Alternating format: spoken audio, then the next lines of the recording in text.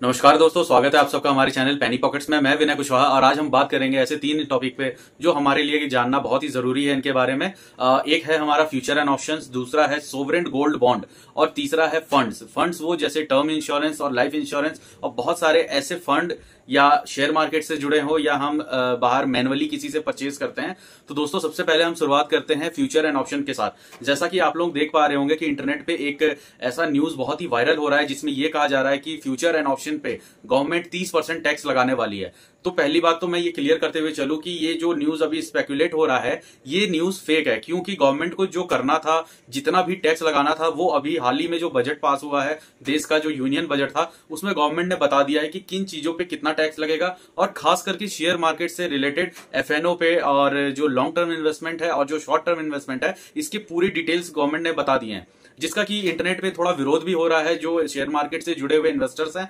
सेबी की latest report की बात माने और जैसे कि आज सेबी चेयरमैन ने भी इंटरव्यू में ये कहा कि हमने फ्यूचर एंड ऑप्शंस पे इतना स्ट्रिक्ट इसीलिए किया है क्योंकि मार्केट में जरूरत से ज्यादा ही ओवर ट्रेडिंग हो रही थी फ्यूचर एंड ऑप्शंस में। तो पूरी न्यूज है ये सेबी की तरफ से ये कहने पर आ रही है कि जितने भी फ्यूचर एंड ऑप्शंस में ट्रेड कर रहे थे ये ओवर ट्रेडिंग कर रहे थे और ओवर ट्रेडिंग के लिए यूज करने वाली जो मार्जिन होती है वो जो ब्रोकरेज की तरफ से प्रोवाइड की जा रही थी। तो जो ज्यादातर ट्रेडर्स है जो मिडिल क्लास से आते हैं या फिर नए ट्रेडर्स है, बिगिनर्स है, जिनकी जो डीमेट अकाउंट है उससे बने हुए भी ज्यादा टाइम नहीं हुआ, वो थोड़े से मार्जिन के साथ और बाकी के ब्रोकरेज जो 5 टाइम्स कोई 3 टाइम्स का मार्जिन आपको प्रोवाइड कराता है, मतलब कोई 20,000 रुपए के साथ भी 1 लाख रुपए तक की ट्रेडिंग कर रहा था। तो वैसे भी सेबी हमारे डीमेट्स में पॉपअप के साथ मैसेज देते रहती थी, टाइम टू टाइम अलर्ट करती थी कि हर 10 में से 9 इन्वेस्टर लॉस कर रहा है। उसके बाद भी सेबी ने कई तरीके से डायरेक्टली इनडायरेक्टली ये जताने की कोशिश की कि ट्रेडिंग से दूर रहें, ओवर ट्रेडिंग से दूर रहें, आप इन्वेस्टमेंट पे फोकस करें, क्योंकि जो मार्केट में पैसा आप बर्न कर रहे हैं, जो पैसा आप लॉस करते हैं, पैसा पूरी तरह से वाइप आउट हो जाता है, वो किसी की जेब में नहीं जाता, यहाँ तक कि गवर्नमेंट को भी लॉस होता है। हालांकि गवर्नमेंट अपने ट्रांजैक्शन चार्ज पे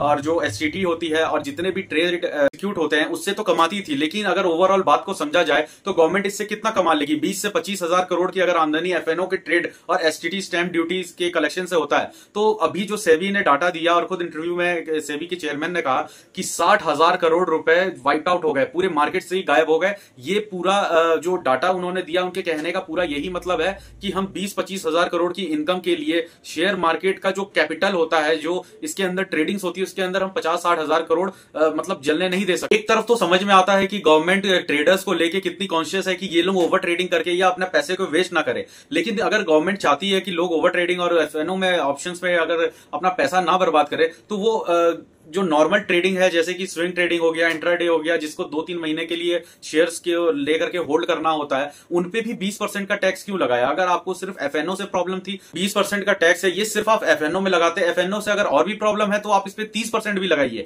लेकिन कम से कम जो शॉर्ट टर्म है, शॉर्ट टर्म को डिस्क्राइब भी नहीं ठीक से किया गया, क्योंकि शॉर्ट टर्म में कोई इंट्राडे कर रहा है, किसी ने 1 हफ्ते के लिए रखा, अगर कोई अपना कैपिटल उसमें ला रहा है और उसपे उसको एक एजम्पशन है कि मुझे यहां से 15% कमाना है या 20% कमाना है, लेकिन वो शेयर पे पैसे उसके फंसे हुए हैं और वो अगर 11वें महीने पे भी बेचता है और 12वें महीने से भी 1 दिन पहले बेच देता है, तो भी उस पे शॉर्ट टर्म गेन जो टैक्स है वो अप्लाई होगा। तो ये कैसे फाइनल होगा कि जो बंदा 1 हफ्ते के लिए भी शेयर्स को रख रहा है उसके ऊपर भी आप 20% टैक्स लेंगे, और जिसने पूरे साल तक होल्ड किया और साल खत्म होने में 1 दिन बाकी है उस पर भी वही सेम टैक्स बनेगा। दोस्तों मैं तो पर्सनली अपने व्यूअर से और इन्वेस्टर से ये रिक्वेस्ट करना चाहूंगा, वैसे तो मुझे लगता है कि आप सब समझदार होते हुए एफएनओ में तो ट्रेड नहीं कर रहे होंगे, क्योंकि एफएनओ एक ऐसी चीज है जो आपके टाइम को बर्बाद करती है, आपके नॉलेज को भी बर्बाद करती है। ये नहीं कि एफएनओ में आप किस तरह से ट्रेड करके अपना नॉलेज बिल्ड कर रहे हैं। नॉलेज कभी भी शेयर्स, कंपनी और मार्केट को समझ के, जनरल नॉलेज और प्लस डेली न्यूज के अपडेट से ही आप अपने नॉलेज को अपडेट कर सकते हैं। आप 9 से 3 बजे तक एक स्क्रीन पे बैठ के एक चार्ट को देख के आप कोई नॉलेज गेन नहीं कर रहे हैं। It's totally a waste of time. हमारे जितने भी इन्वेस्टमेंट जर्नी रहती है उसमें हम डेली वाइज ये कोशिश करते हैं कि हमें कोई एक अच्छा फंडामेंटल स्टॉक मिले, हम किसी स्टॉक की रिसर्च करें, लेकिन क्या होता है कि एक ट्रेड में फंसा हुआ आदमी सुबह से लेकर शाम तक अपने स्क्रीन पे ही बंधा रह जाता है। वो या तो उस प्रॉफिट के बाहर नहीं आ पाता, प्रॉफिट होती है तो कहते हैं ना पच नहीं पाता वो प्रॉफिट, और अगर लॉस हो गया तो वो पूरे दिन आपका मूड अपसेट रखेगा, ना तो आपको किसी नए ट्रेड में घुसने देगा, ना तो आपको किसी अच्छे शेयर्स को सामने होते हुए भी उसकी वैल्यूएशन अट्रैक्टिव लगेगी, और ना ही आपके पास कैपिटल होगा, क्योंकि कैपिटल तो वहां फंस चुका है। और सबसे ज्यादा तो बुरे वो लोग फंसते हैं जो अपना पैसा तो गवाते हैं, प्लस ब्रोकरेज का जो ब्रोकर का भी जो मार्जिन लेकर के उसे भी बर्बाद करते हैं, जिसे आने वाले 3 से 4 दिन में पे करना होता है, अदरवाइज आपके जो डीमेट अकाउंट है उसमें वो माइनस में शो करेगा। इसी से रिलेटेड मैं आप आपको एक और बात बता दूं कि एक डाटा ये भी शो करता है, लोगों को बहुत इन्फ्लुएंस किया गया है ये बता करके कि हमारे देश में 8 करोड़ डीमेट अकाउंट खुल गए हैं, 10 करोड़ डीमेट अकाउंट खुले हैं। पर्सनली आप लोगों को भी ये बात पता है कि 8 करोड़ हो या 10 करोड़ हो, कि एक नॉर्मल इन्वेस्टर भी आज के समय में 2 डीमेट अकाउंट कम से कम होल्ड करता है, एक डीमेट ट्रेडिंग के लिए और एक इन्वेस्टमेंट के लिए। और जो लोग ये नहीं करते हैं, मैं ये बात एक सजेशन दे दूं कि आप कम से कम 2 डीमेट अकाउंट रखें। एक में आप इन्वेस्टमेंट करें, सिर्फ इन्वेस्टमेंट, उसमें लगाया हुआ पैसा आपके मतलब फ्यूचर ग्रोथ के लिए होना चाहिए। उसमें आप जब भी एसआईपी करें या शेयर्स खरीदे तो वो इसलिए कि ये मुझे फ्यूचर में जरूरत है, या मुझे इस पैसे से ये एक्सपेक्टेशन है कि ये 2-3 टाइम्स हो जाए, या मुझे 50% मिले, वो एक अलग मैटर। एक ट्रेडिंग रखे, अगर इन केस आपसे नहीं हो रहा है कि नहीं मैं थोड़ा बहुत ट्रेडिंग करना चाहता हूं, मैं कुछ पैसे बनाना चाहता हूं, तो आप वो डीमेट अलग रखें, उसका कैपिटल अलग रखें, उस पर आप ट्रेडिंग अलग करें। जरूरी नहीं है फ्यूचर ऑप्शन से ही ट्रेडिंग होती है, एक दिन में कोई अमीर नहीं बनता है। एक सिंपल सी बात है, आपने अगर ट्रेडिंग करनी भी है तो इक्विटी मार्केट में करें, स्विंग से करें, स्विंग में भी इंट्राडे। और एक मैं अपना पर्सनल ओपिनियन बताऊं जो मैं यूज करता हूं, मैं कभी भी ट्रेडिंग या स्विंग कह लीजिए या इंट्राडे कह लीजिए, मैं सिर्फ अपने कैपिटल, अपने पैसे से करता हूं। मतलब ब्रोकरेज का मार्जिन यूज नहीं करता, और वो नहीं करना चाहिए दोस्तों। उसके ऊपर बहुत बड़ी बड़ी पेनल्टीज होती हैं, वो कभी ये नहीं चाहते कि आप अपने प्रॉफिट में जाएं।